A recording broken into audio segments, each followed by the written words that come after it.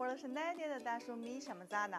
Sot do të përqendrohemi në një temë që ja vlen të vihet në fokus. Cila është ajo? Përgjigjen të bëllojeni në vijim. Vitet e fundit, rinovimi urban në Kinë ka ndryshuar në heshtje. Nuk bëhet më fjalë vetëm për prishje dhe ndërtime në shkallë të gjerë, por përkundërzi për një rrugë zhvillimi më të rafinuar dhe të përqendruar tek njeriu. Shumë ndryshime fshihen në gjërat e vogla të jetës së përditshme të qytetarëve.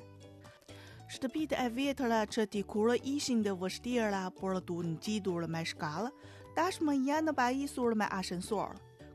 Kryqëzimet që ishin vazhdimisht të mbingarkuara gjatë orarit të pikut, sot kanë rrjedhë të qetë trafiku, falë organizimit të optimizuar të tij. Lagjet e vjetra pranë shtëpive janë rigjallëruar, duke ruajtur karakterin e tyre origjinal.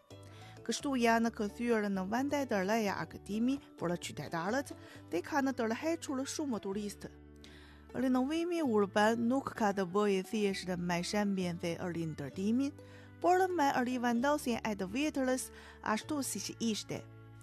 Në lagjet historike dhe ndërtesat e vjetra, falë riparimit të kujdesshëm dhe përmirësimit funksional, konteksti historik vazhdon dhe kujdesa urbane rigjallërohet.